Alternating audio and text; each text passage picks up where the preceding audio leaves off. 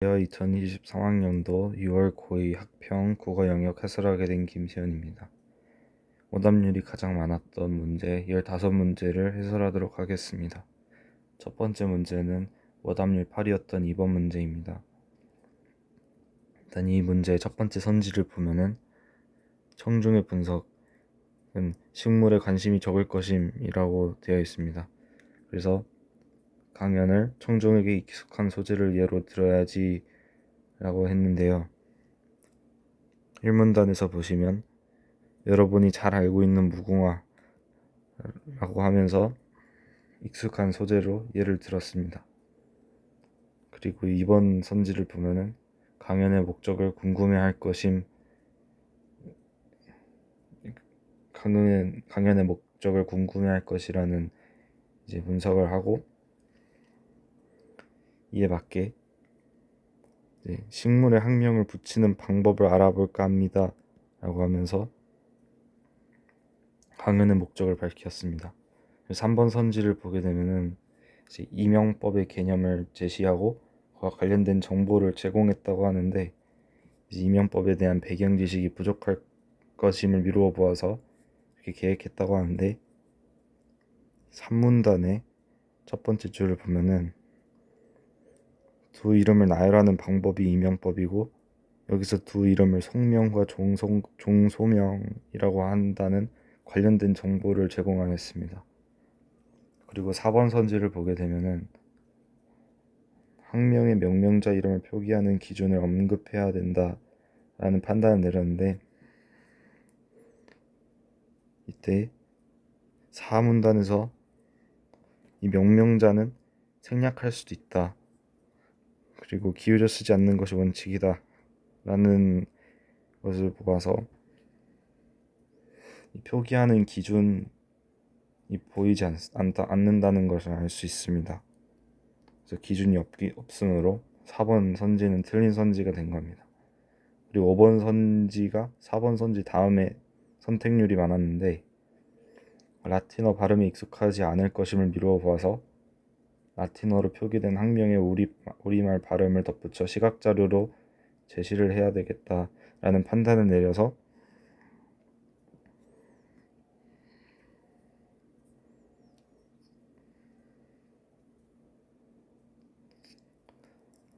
1문단에 히비스커스 시리아 L이라고 적힌 자료를 보여줬다는 것을 찾게 된다면 5번 선지는 맞는 선지라고 판단할 수 있습니다. 그리고 그 다음 문제는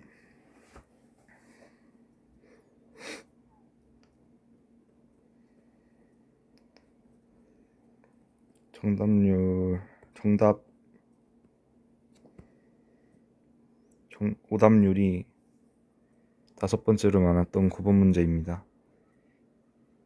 이 지문은 가치 소비에 대한 지문인데요.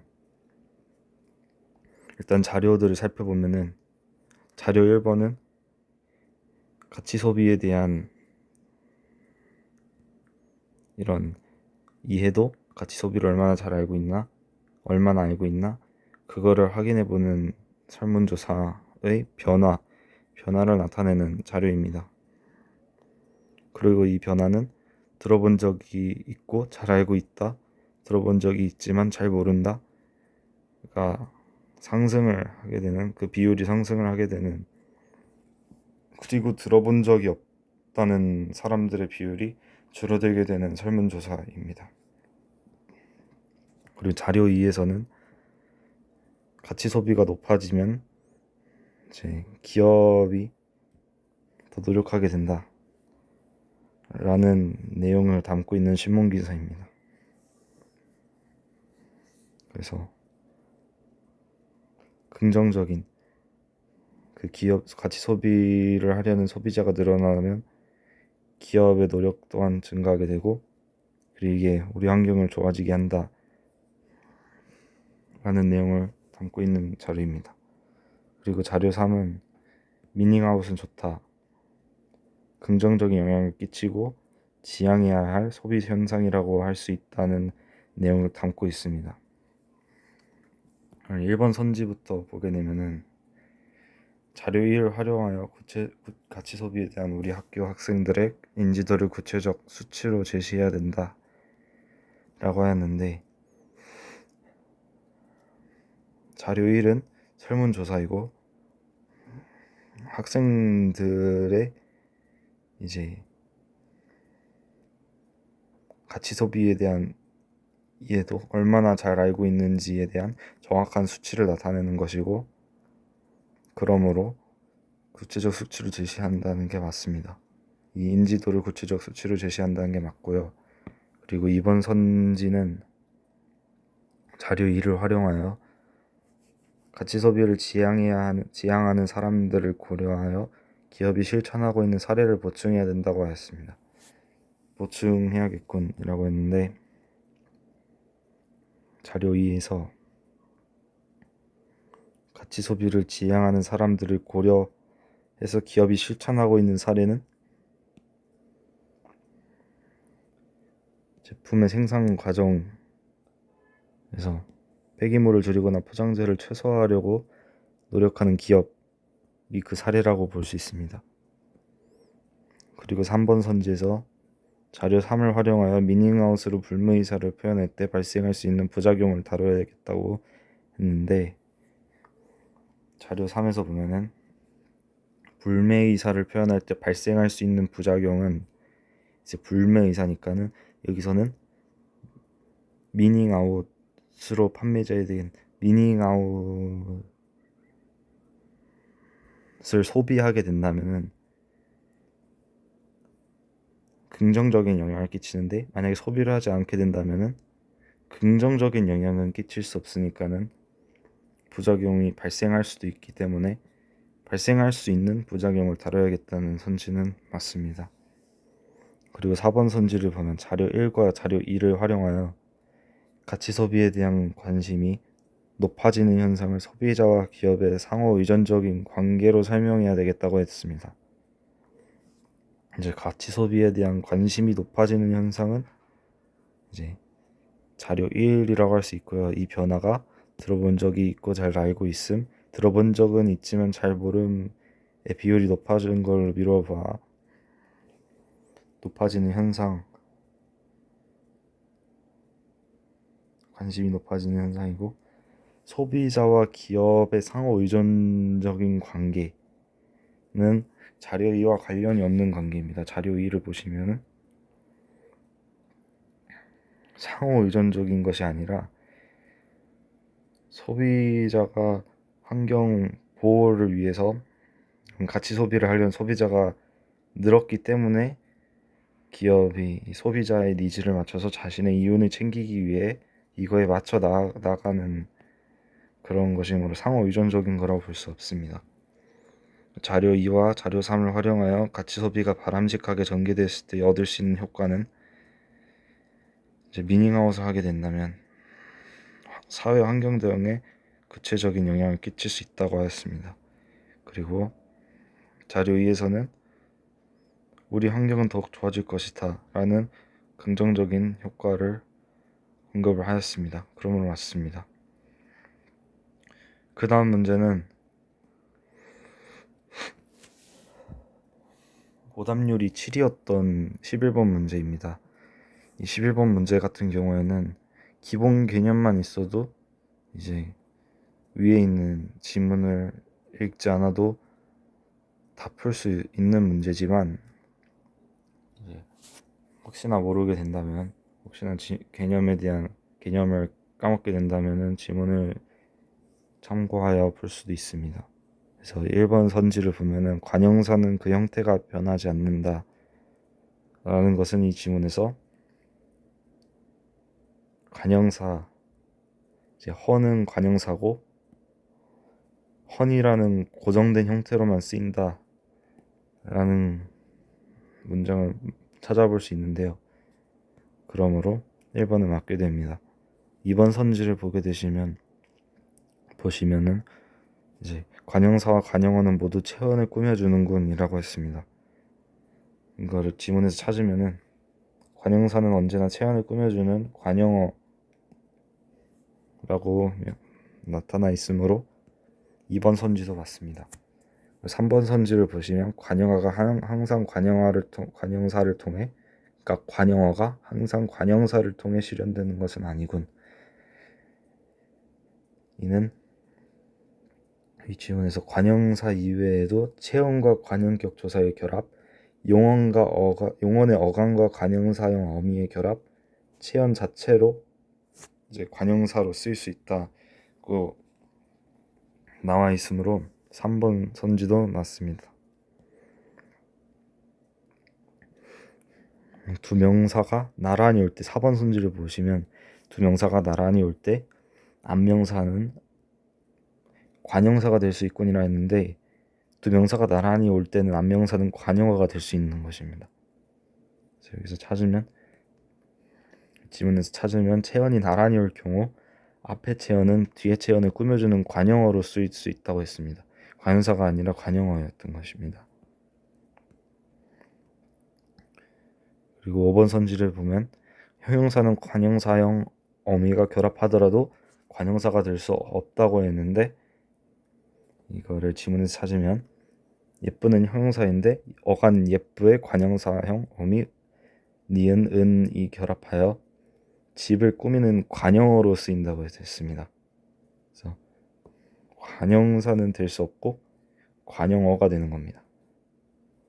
관용어로 되는 겁니다. 관용사와 관용어를 잘 구분해야 된다는 그런 잘 구분해야 쉽게 풀 수 있다고 판단하였습니다. 그리고 다음 문제는 오답률 12위인 12번 문제입니다. 이 문제 같은 경우에는 관용어의 형태에 대한 공부가 필요합니다. 그래서 먼저 기역부터 보시면 새는 관용사이고 가구를 꾸며줍니다. 그리고 어머니는 명사와 조사가 합쳐져 있는 형태이고 관용어입니다. 모든도 관용사이고 아이들을 꾸며줍니다. 그리고 달리는은 동사이고 관용어입니다. 그리고 친한도 관용어이고 우리는 대명사, 가더는 형용사, 그리고 동사입니다. 가더는 동사이고 친한은 형용사이고 관용어입니다. 그리고 대부분에는 명사 플러스 조사이고 여름은 명사입니다. 그래서 선지를 보시면은 기역 같은 경우에는 관용어의 개수는 새와 어머니 해서 2개입니다.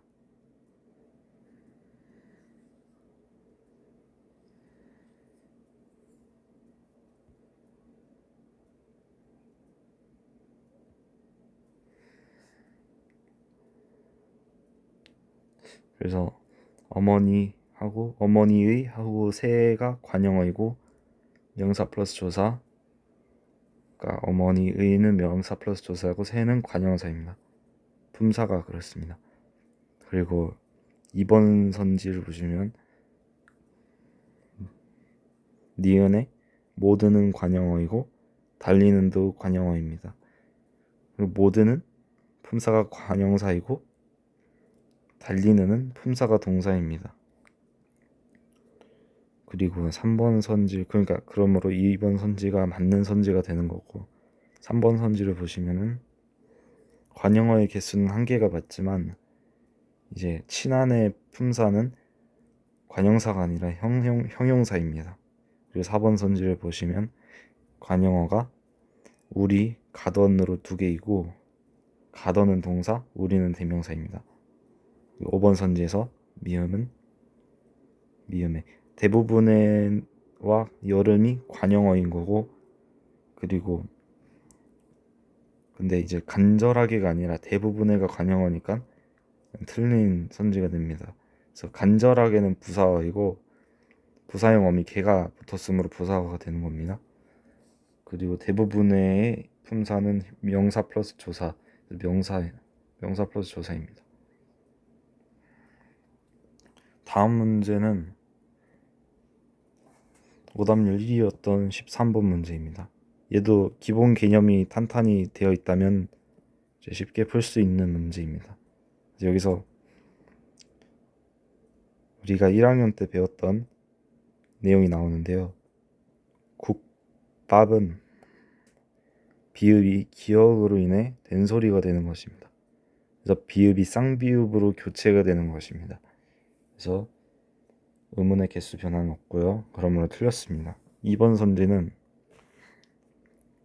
뚫른인데 히읗과 니은, 그러니까 자문근 단순화가 히읗이 탈락하면서 발생하고 유음화가 리을로 인해 니은이 리을이 되는 겁니다. 자문근 단순화와 유음화가 순서대로 일어나는 것입니다. 그래서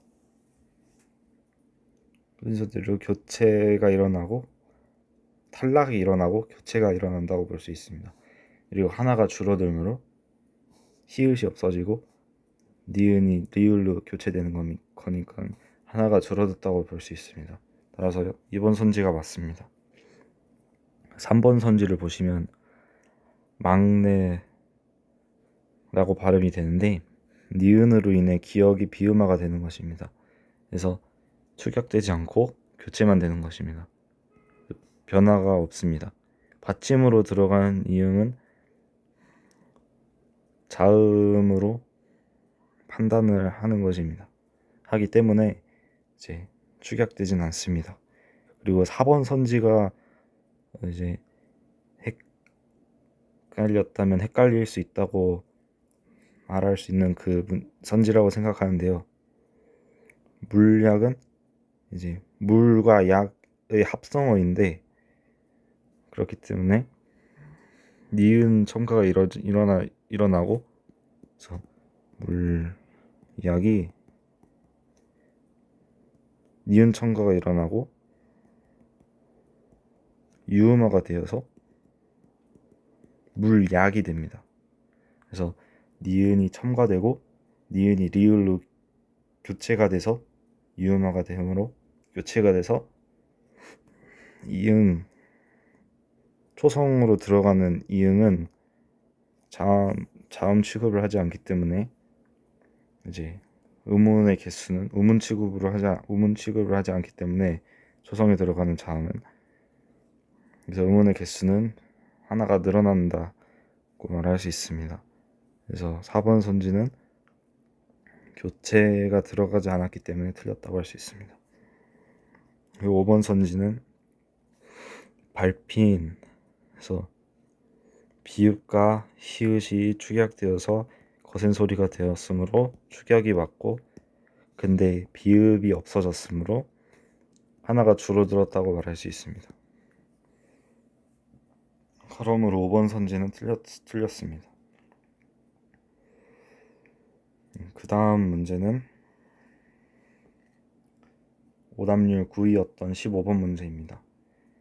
이제 여기서 중요한 거는 중세국어 문법 문제의 공통적인 풀이법인데 문법 요소를 뽑아내는 것입니다. 해석은 현대 풀이는 아래에 있으므로 문법 요소만 뽑아내고 이 문제도 마찬가지로 기본 개념이 탄탄히 되어 있으면 쉽게 풀 수 있는 문제입니다.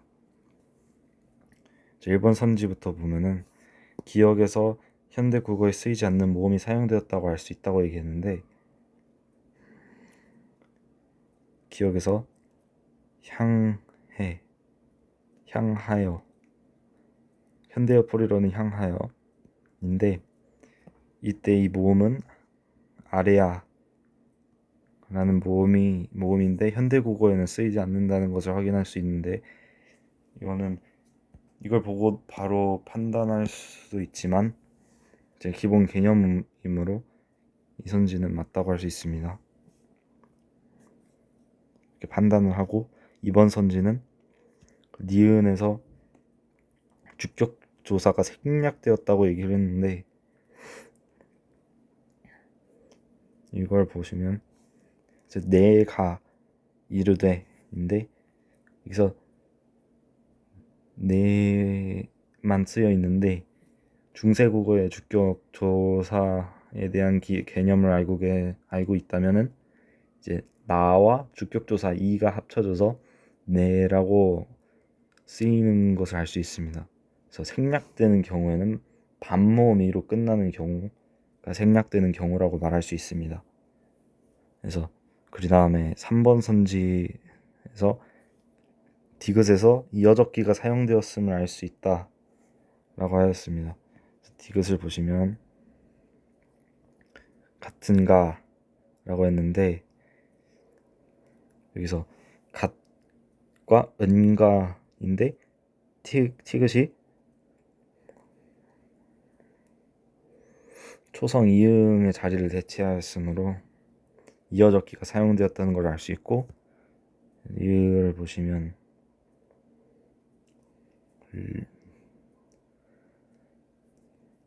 두음 법칙이 적용되지 않았다고 했는데, 두음 법칙은 앞에 오는 경우에 니르더니가 아니라 이제 현대에서는 두음 법칙이 적용되었으므로 이르더니 라고 돼야 되는데, 여긴 두음 법칙이 적용되지 않았으므로 니은이 유지되는 걸 알 수 있습니다.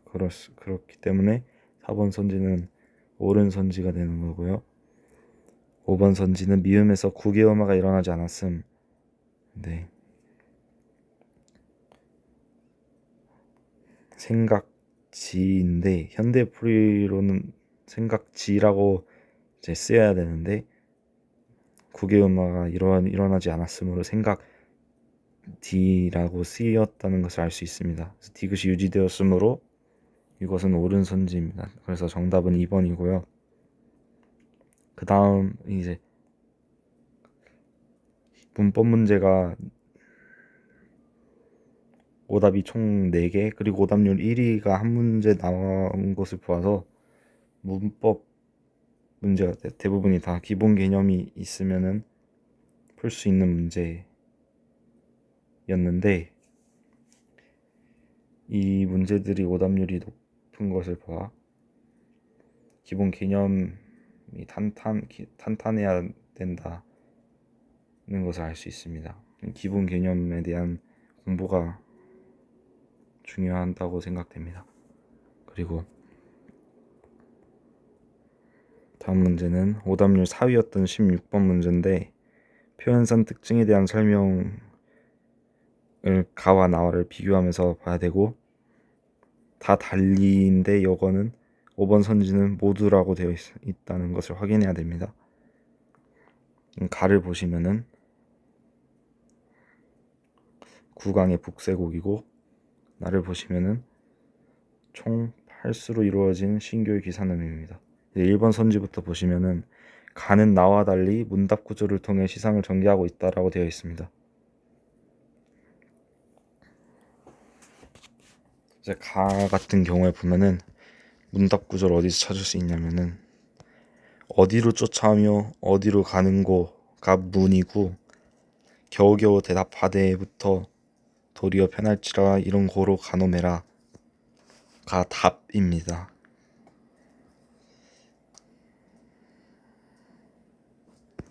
그래서 이 문과 답을 가에서 이렇게 찾을 수 있고요. 나에서는 문과 답을 찾을 수 없습니다. 그래서 이 선지는 맞는 선지가 되고 답이 되는 겁니다. 달리라는 이 단어도 잘 봐야 됩니다. 판단을 잘 해야 됩니다. 그래서 이번 선지에서 보면 가는 나와 달리 공간을 대비하여 지향하는 가치를 드러내고 있다라고 했는데 가는 공간을 대비하여 지향하는 가치를 드러내고 있지는 않지만 나 같은 경우에는 산수관과 세상, 그러니까 여기서 보시면 사수에서 산수관과 세상을 대비시켜서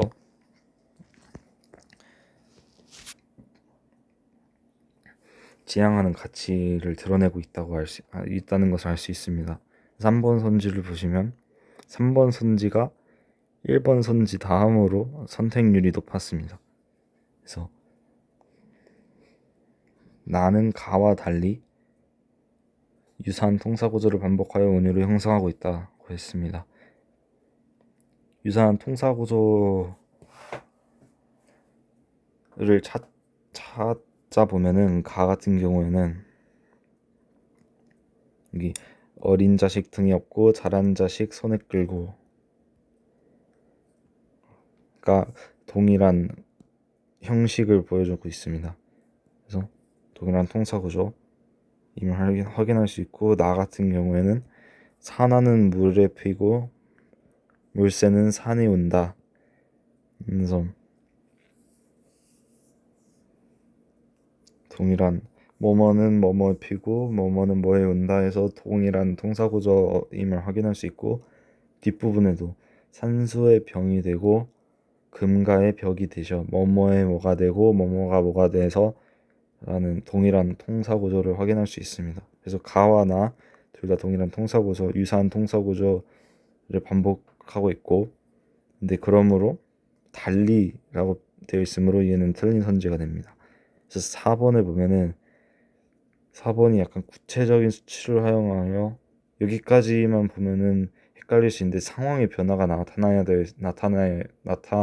합니다. 그래서 나를 보시면 나 같은 경우에는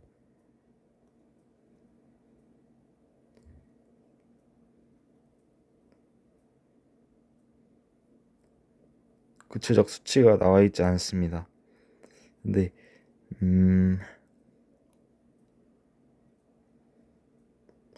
구체적 수치가 나와 있지 않은데 가 같은 경우에는 구체적 수치가 나와 있고, 이로 인해서 횡그런이 비었더라, 그러니까 횡그런이 비었다는 상황의 변화가 나와 있으므로 4번 같은 경우에는 나는 가와 달리 이 상황의 변화 드러내고 있다고 했으니까는 얘는 반대가 돼야 되므로 틀렸습니다. 그래서 구체적 수치의 활용과 상황의 변화 둘 다 확인해야 된다는 것이 중요하다고 보입니다. 그래서 5번은 계절감이 드러나는 시어는 가와 나 둘 다 사용하지 않았으므로 틀린 선지입니다.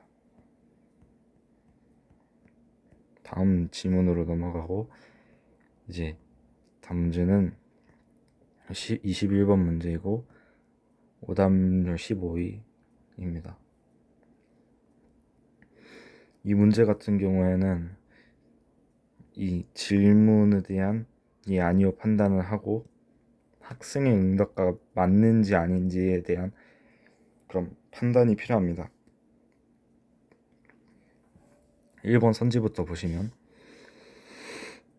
니체 철학의 등장 배경을 전통 형이상학과 관련지어서 제시하였는가를 보면은, 이제 소크라테스의 이후 전통 형이상학에는 삶의 목적이 현실 너머에 있는 초월적 가치를 추구하고 있다.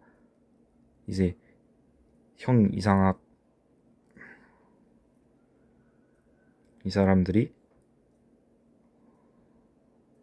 전통 형이상학에서는 현실 세계를 불완전하고 거짓된 세계로 간주하고 보편적 진리로 이루어진 현실 너머의 세계를 참된 세계라고 여겼던 이 사람들은 제 삶의 목적이 현실 너머에 있는 초월적 가치를 추구하고 있다고 보았고, 이제 니체가 이 점에서 반기를 들었는데 반기를 들었다고 하였으므로 이와 반대되는 이제 반대되는 생각을 가졌고, 그리고 등장 배경이 전통 형이상학과 관련되어서 제시되었으므로 얘는 맞는 선지인데, 이제 학생의 응답이 예이므로 얘는 맞는 선지가 되는 겁니다. 이번 선지를 보시면은 니체 철학과 전통 형이상학의 공통점과 차이점을 밝혔는가 라고 나와 있는데, 무슨 선지?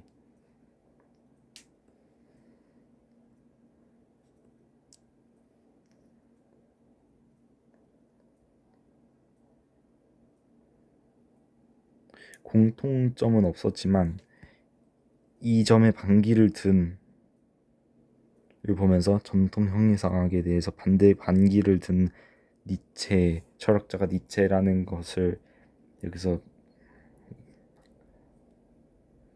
적어놨기 때문에 공통점은 없지만 차이점은 있다는 것을 알 수 있고, 학생의 응답은 아니요. 그래서 공통점과 차이점 둘 중에 하나만 밝혔으므로 학생의 응답과 일치함으로 얘는 맞는 선지가 되는 겁니다. 그래서 3번 선지를 보면은 니체 철학의 변정 과정 자체가 있기 때문에 이 질문 자체는 틀린 거고 학생 응답 아니오이므로 이 선지는 맞는 선지가 되는 겁니다. 여기서 통시적인 관점은 시간의 흐름에 주목한다는 것입니다. 우리가 1학년 때 배웠던 내용인 것으로 기억합니다. 4번 선지를 보시면 니체의 철학의 핵심 개념을 사례를 들어서 설명하였는가라고 했는데, 이제 그래서 힘의 의지와 악원이 나오는데, 이는 사례 핵심 개념이 이 두 가지긴 했는데 사례가 나오진 않았습니다. 그래서 사례가 나오지 않았으므로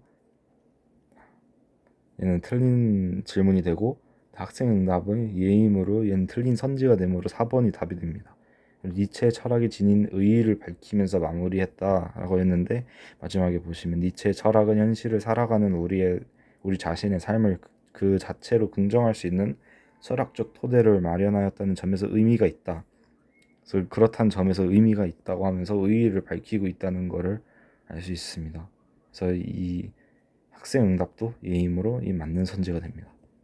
다음 문제는 23번 문제입니다. 이제 정답률 6위 문제이고요. 오답률 6위 문제이고요. 얘는 어떻게 풀어야 쉽게 풀 수 있냐 하면은 주변 내용으로 파악을 하면서 푸는 것이 쉽게 풀 수 있다고 판단하였습니다. 그래서 니체의 입장은 현실적인 삶은 그 자체가 목적이고 가치평가의 출발점이라는 게 니체의 입장이고, 개별적 1번 선지부터 보시면 개별적 삶을 바탕으로 절대적 가치가 지닌 유형성을 판단했다고 했는데, 보시면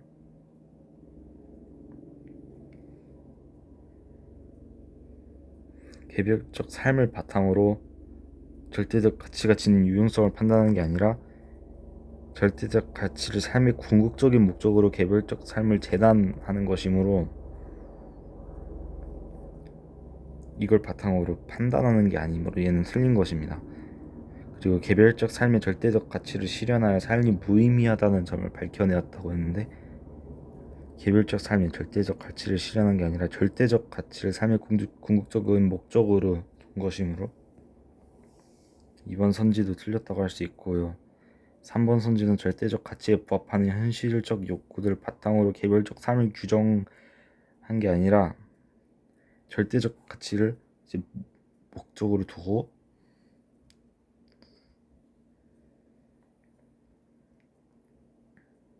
규정하지 않고 재단을 해야 되므로 틀렸다고 볼 수 있습니다.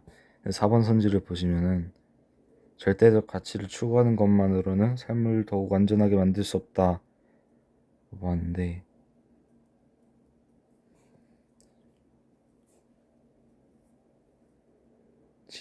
이 주변부의 내용까지 확인을 해봐야 됩니다. 그래서 주변부의 내용을 확인해 보면은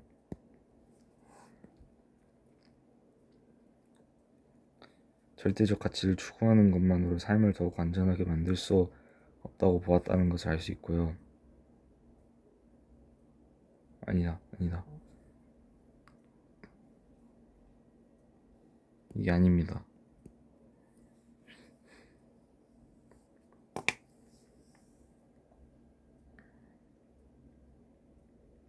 그리고 5번 선지를 보시면 가치 평가의 기준이 되어야 할 삶 외부의 절대적 가치를 기준으로 평가하였다고 했는데,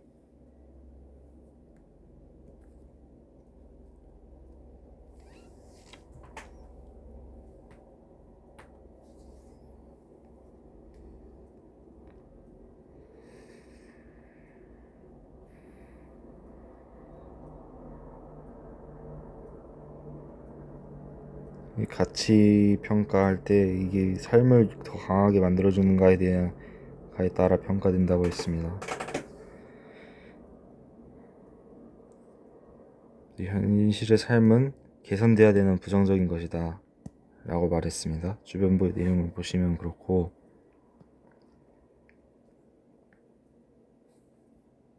그래서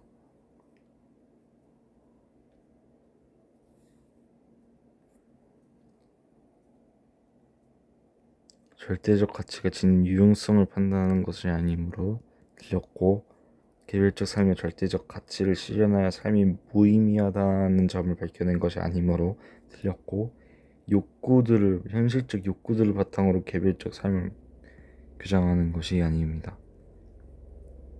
그러니까 현실적 삶은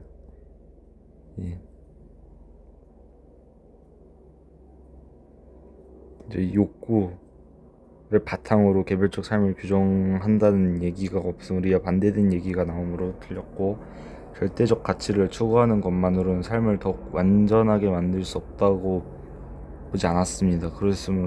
그러므로 틀리고 5번 선지는 가치 평가의 기준이어야 할 삶 외부의 절대적 가치를 기준으로 평가하였기 때문에 맞는 선지가 됩니다.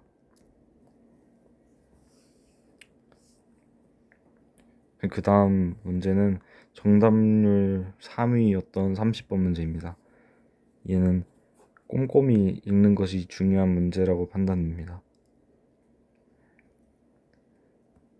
그래서 1번 선지부터 보시면, DNA에는 염기 서열이 연쇄적으로 반복하지 않아 STR 분석법에서 사용하기 힘든 구간도 존재하고 있군이라고 나와 있습니다. 그래서 여기를 보시면 STR 분석법은 DNA의 특정 구간에서 짧은 염기 서열이 연쇄적으로 반복하여 나타나는 부분을 해석하는 방법인데, 그러면은 연쇄적으로 반복되지 않아서 분석이 힘든 그 구간이 이제 염기 서열이 연쇄적으로 반복되어 나타나는 부분을 분석하는 것이므로, 그렇지 않은 부분도 존재하겠다라고 추론을 할 수 있습니다. 그래서 이 선지가 맞는 선지가 되고 답이 됩니다. 그리고 2번 선지를 보시면은 상동 염색체의 동일한 위치에서는 부계와 모계와 받은 염색체의 염색대 번호가 서로 다르겠군이라 했는데, 이거는 중학교 과학을 열심히 들으신 분이라면은 상동 뜻 자체를 알고 있는 사람들은 이제 모양이 같다, 즉 동일한 위치에서 부계와 모계에 받은 염색대 번호가 서로 다를 수가 없다, 그러므로 같다 해서 이 선지는 틀린 선지가 되는 겁니다. 그리고 3번 선지에서는 동일인 같은 사람에서 채취한 서로 다른 샘플에서 같은 좌위 같은 위치에서 염기 서열의 반복 횟수가 다르지 않다, 같다라는 것을 알 수 있습니다. 동일인이기 때문에 같아야만 합니다. 같은 좌위에서 같아야 됩니다. 동일인에서는. 그리고 4번 선지에서 STR 분석법은 네 종류의 염기가 모두 반복되는 특정 구간을 분석 대상으로 해야 되겠다고 했는데, 지문에서 예시로 이 CTT가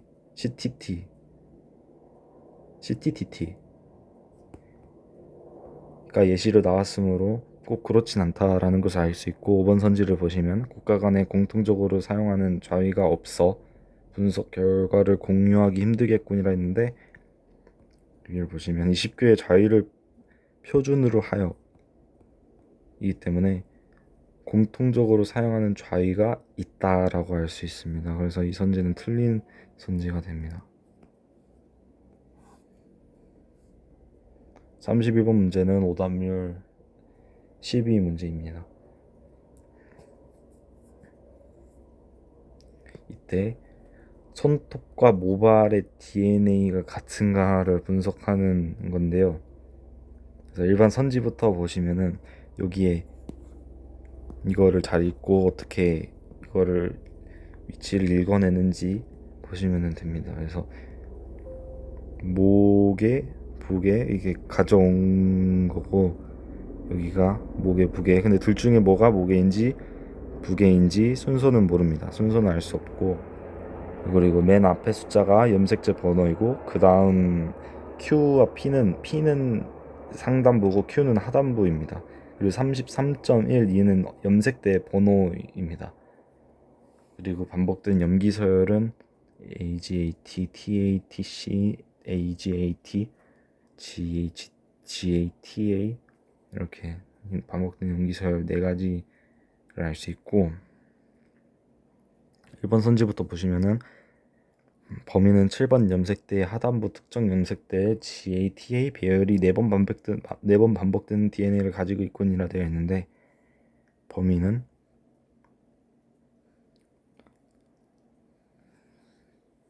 7번 염색대 아니다. 7번 염색대의 하단부 특정 염색대의 GATA 7번 염색대의 GATA 배열이 4번 반복되는 DNA를 가지고 있다는 것을 알 수 있습니다. 이렇게 해석을 하고, 그리고 이번 선지는 범위는 부계와 모계에 받은 염색체의 STR 반복 횟수가 동일하게 나오는 좌위를 하나 이상 가지고 있군이라 되어 있는데, 여기 좌위 2에서 보시면은 결과값이 6과 6이므로 모부 순서는 모르지만 모부가 같다는 것은 알 수 있으므로 이번에 맞는 선지가 됩니다. 그리고 3번은 을의 DNA 프로필을 만들기 위해서는 을의 5번 염색체가 2번 이상 분석에 활용되겠군이라고 했는데, 이 프로필을 만들려면 다 사용해야 되고, 염색체 번호 5번이 2번 나와 있고 이 2번은 사용해야 되므로 분석이 활용되는 것이 맞습니다. 그리고 4번, 5번 선택률이 5번 다음에 4번 선택률이 가장 많았는데, 이제 을이 범인이라면 1과 3에서 모계에서 받은 염색체의 AGAT 반복 횟수의 합이 12보다 클 수 없겠군. 그러니까 최대가 12, 그러니까 12 이하여야 된다라는 것인데, 1과 3에서 무엇이 모계고 무엇이 부계인지 모르니까는 최대값을 1에서의 최대값은 5고 3에서의 최대값은 7이므로 5와 7을 더해보면 12입니다. 그러니까 12를 넘을 수 없으므로 최대가 12인 거고, 이는 맞는 선지가 됩니다. 그리고 5번 선지를 보시면 을의 분석 결과가 이제 좌위 2에서 4-8 그리고 20에서 8-4로 나온다면은 20의 결과값만으로도 을을 범인으로 확정할 수 있겠군이라 했는데,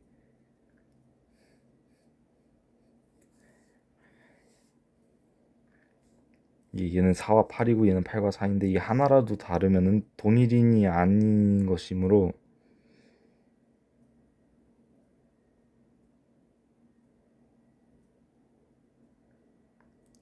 분석 결과가 얘는 같은데 2에서 6과 6인데 여기는 4와 8이므로 다르기 때문에 동일인이 아니기 때문에 범인으로 확정할 수 없으므로 5번이 틀린 선지가 되고 답이 됩니다.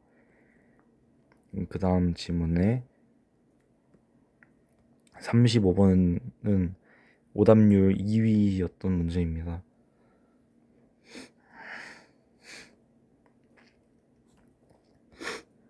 얘는 한계 비용 곡선과 수요 곡선, 한계 수입 곡선이 나와 있는 그래프고, 세로축은 가격이고 가로축은 생산량이다 라는 것을 알 수 있습니다. 수요 곡선은 제품에 대한 수요자의 최대 지불 용의를 나타내는 것이고, 지문을 읽고 나서 이제 여기다 표시할 수 있는 게 최적 생산량과 최대 지불 용의 가격입니다.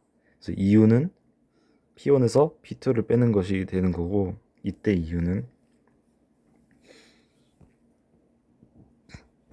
1번 선지부터 보면은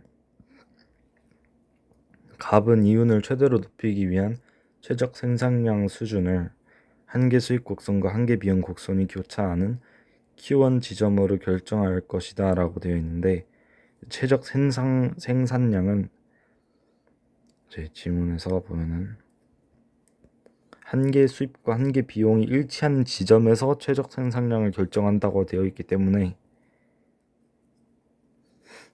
최적 생산량은 이 Q1, P1이 되는 것이고,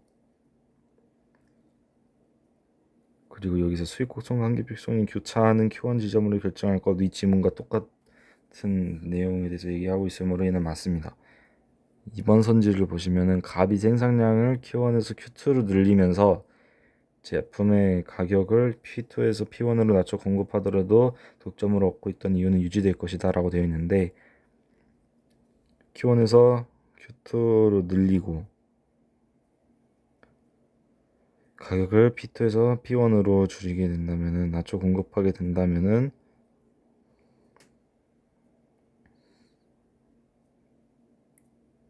이 한계 비용 곡선과 수용 곡선이 만나게 되므로 얘는 둘은 같아지기 때문에 최적 생산량에서도 한산 벗어나고 이윤도 유지가 되지 않고 더 떨어집니다. 떨어지거나 같게 됩니다. 그러므로 얘는 틀린 선지가 됩니다. 이윤이 유지될 수가 없습니다.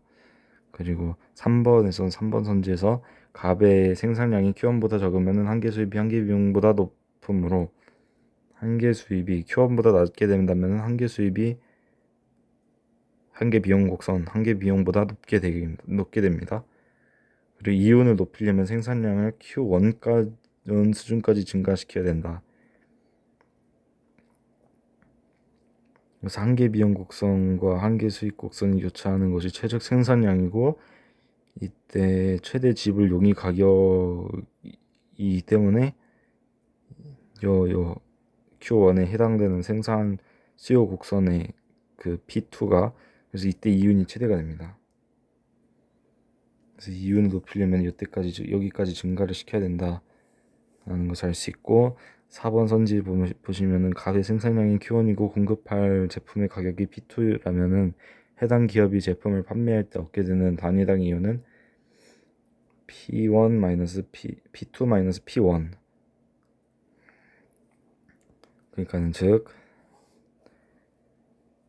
이 선상에 있을 때 이윤은 최대가 되도록 할 때 이윤은 P2 P1이 된다는 것이므로 이건 맞습니다. 이렇게 되므로 갑은 이윤 극대화를 위해 수요자의 최대 지불 용의 수준을 고려하여 공급할 제품의 최종 시장 가격을 P1이 아닌 P2를 결정할 것이라고 되어 있는데, 최적 생산량에서 최대 지불 용의 가격은 P2이므로 맞습니다.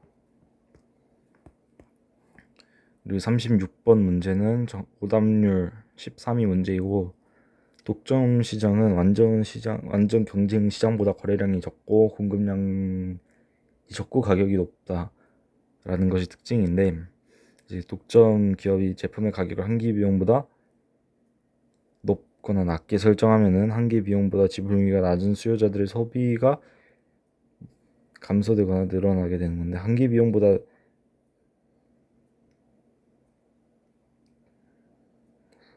그러니까 뒤를 보시면은 결과적으로 상호 이득이 될 수 있었던 거래 기회가 줄어들게 된다라고 나와 있는데, 이때는 소비가 감소되었을 때 거래 기회가 줄어들게 되는 거고, 소비가 감소되게 되려면 한계 비용보다 높게 설정돼서 소비자들이 이제 한계 비용보다 지불 용의가 낮은 수요자들이 소비를 하지 않게 돼서 소비 감소가 일어나게 된다. 그래서 뒤에서부터 앞으로 넘어가는 식으로 판단하면 될 것 같습니다. 그래서 높게 소비 감소인데, 이제 여기서는 다르게 아예 달라집니다. 그래서 이에 공정거래법에서는 시장 진입 제한을 막고 기업 간 경쟁을 촉진하여 독점으로 인한 경제적 손실을 해소하고자 하는 건데, 독점으로 인한 경제적 손실을 해소하려면은 억제를 하면 안 됩니다. 왜냐면 억제를 하게 된다면 이거는 독점 시장을 더 활성화시키는 것이므로 억제가 되면 안 되고 촉진돼야 됩니다. 따라서 1번 선지가 맞는 선지가 됩니다. 정답이 되는 것입니다. 다음 질문으로 넘어가서,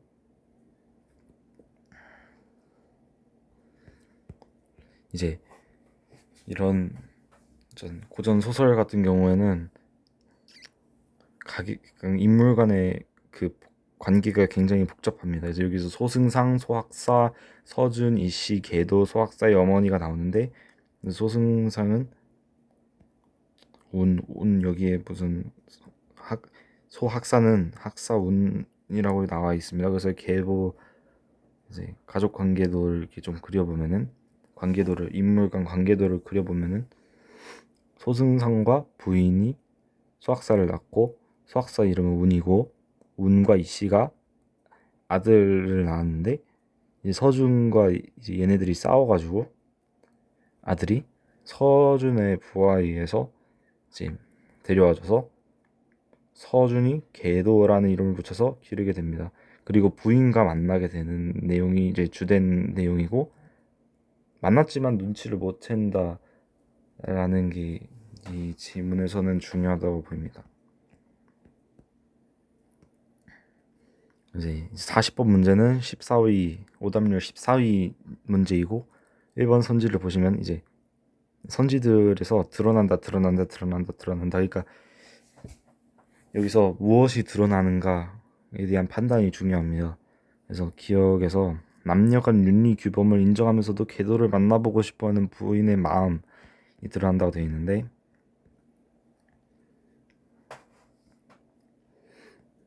남녀가 다르나 내 나이가 70이고 흥자에 대하여 물을 말이 있으므로 염치 없기를 무릅쓰고 청하노니 늙은이의 말을 허물지 말고 중당으로 행보하소서라고 하라. 그러므로 윤리 규범을 인정하면서도 궤도를 만나보고 싶어하는 부인의 마음이 드러난다는 것을 알 수 있습니다. 그래서 염치 없기를 무릅쓰고 남녀가 다르나 이걸 보고 알 수 있습니다. 이번 선지에서 니은에서 자신의 기대를 저버린 궤도에 대한 그래서 얘는 맞는 선지가 되는 거고요. 2번에서 니은 자신의 기대를 저버린 궤도에 대한 부인의 서운함이 드러난다고 되어 있습니다. 니은을 보시면 이러는 차에 오늘 공제를 보매 나의 아들 학사의 외모와 같기로 청하였으니 너희는 왕령됨을 허물지 말라. 이거는 계도에 대한 부인의 서운함이 아닙니다.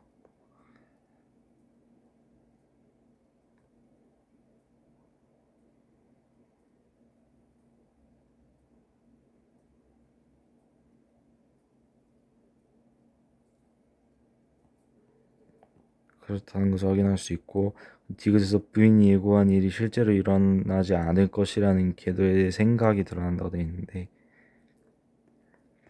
디귿을 보시면 내 이곳에서 머물러 증험을 보이라. 실제로 일어날 것이라는 겁니다. 않을 것이 아니라 그리고 리을에서 학사의 물건을 가지고 있는 계도에 대한 부인의 반감이 드러나는데 리을에서 반감은 아닙니다. 어찌 너만 왔느냐가 반감은 아닙니다. 그리고 자기 가문의 기물을 아들의 것이라 주장하는 부인에 대한 계도의 분노가 드러난다고 되어 있는데 검은고는 진실로 소생의 집안에서 대대로 전해오는 기물이니 조금도 염려 마옵소서 라고 되어 있는데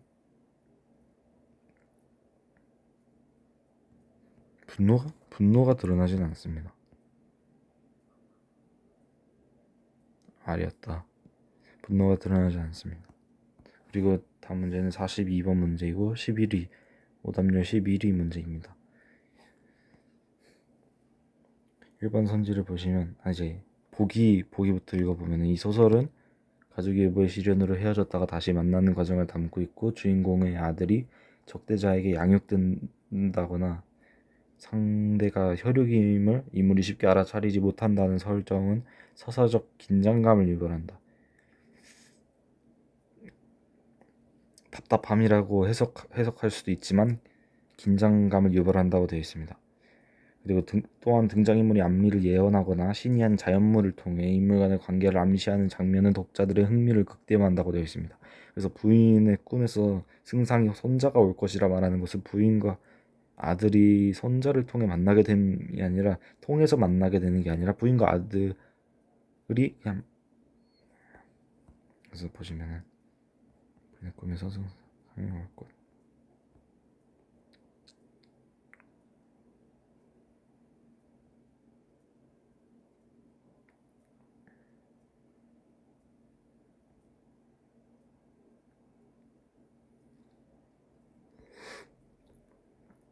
손자를 통해서 만나게 되는 게 아니라 손자가 승상이 손자가 올 것이라는 게 부인 손자를 만나게 된다는 것이면 손자가 오는 것입니다.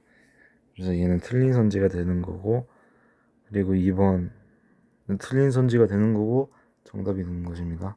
그리고 2번 선지를 보시면 부인의 큰아들이 여러 해 동안 소식이 영 끊어진 것에서 가족이 헤어진 상황을 확인할 수 있겠군 이라고 되어 있는데,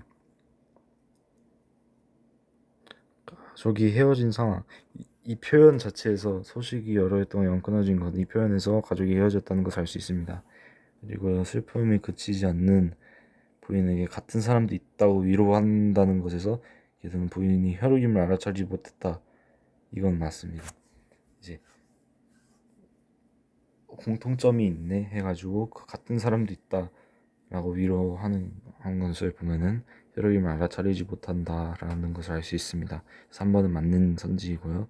4번 선지는 계도가 부인 집에 들은 날에 천도화가 피었다가 3일 후에 지는 것은 그와 부인의 관계에 대한 신이한 자연물을 암시하는 것으로 볼 수 있다 했는데, 여기서 신이한 자연물을 동인물과 가는 관계를 암시한다고 되어 있으므로 얘는 맞다고 볼 수 있습니다. 5번 선지를 보시면 계도가 친아버지의 적대자인 서준에게 길러졌다는 데서 서사적 긴장감, 서사적 긴장감 유발, 주인공의 아들이 적대자에게 양육된다, 쉽게 알아차리지 못된다, 그래서 적대자에게 양육된다는 것 자체에서 서사적 적대자에게 의해서 길러졌다는 점에서 서사적 긴장감이 유발된다고 볼 수 있습니다. 그래서 따라서 5번 지문은 5번 선지는 맞는 선지가 됩니다. 그래서 이렇게 해서 2023년 고2 6월 학평 국어 영역 오답률 15위까지 오답률이 가장 높았던 15문제에 대한 해설을 마치도록 하겠습니다. 감사합니다.